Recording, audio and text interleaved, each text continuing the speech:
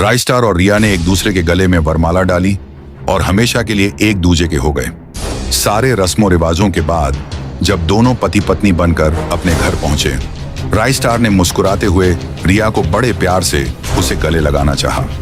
तभी रिया ने अचानक चिढ़ते हुए राय स्टार को जोर से धक्का दिया और खुद से दूर कर दिया। उसने हैरान होकर पूछा, ये क्या रिया, क्या तुम मुझे पसंद नहीं करती? आखिर मैंने किया ही क्या है? मुझसे ऐसी क्या गलती हो गई जो तुम इस तरह मुझसे दूर भाग रही हो? प्लीज बताओ रिया, तुम ऐसा क्यों कर रही हो? नहीं राय स्टार, बात वो नहीं है जो तुम समझ रही हो। तुम बुरे नहीं हो, लेकिन मैं इस शादी के लिए तैयार नहीं थी।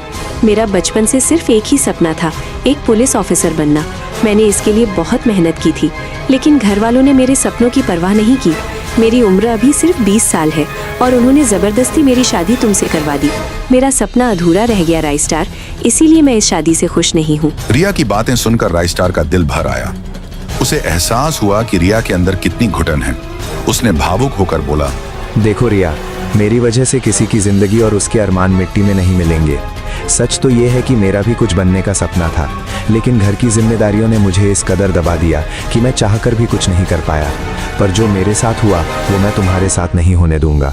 मैं वादा करता हूँ रिया, मैं तुम्हारा पुलिस ऑफिसर बनने का सपना पूरा करूंगा।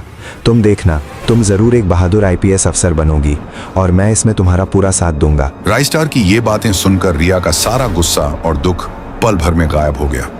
उसने बिना कुछ कहे बड़े प्यार से राय स्टार को अपनी बाहों में समेट लिया। उस रात एक नए रिश्ते की नहीं, बल्कि एक नए सफर की शुरुआत हुई थी। अगली सुबह जब सूरज की पहली किरणें छनकर अंदर आ रही थीं, राय स्टार चुपचाप अपनी कुल्हाड़ी उठाकर खेतों की ओर निकल पड़ा। राय स्टार एक बेहद मेहनती किसान था, जिसका दिन सूरज निकलने से पहले ही शुरू हो जाता था। हालांकि राय स्टार गरीब था, लेकिन अब उसके कंधों पर रिया के सपनों का बोझ भी था। रिया को IPS ऑफिसर बनाने के लिए वह जंगलों से लकड़ियां काटता और उन्हें शहर के बड़े होटलों में बेचता, ताकि कुछ अतिरिक्त कमाई हो सके।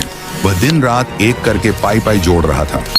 उन्हीं पैसों से वह हर हफ्ते रिया के लिए नई नई किताबें और नोट्स लाकर देता, ताकि उसकी पढ़ाई में कोई कमी ना आए। राय स्टार का बस एक ही लक्ष्य था, रिया की वर्दी।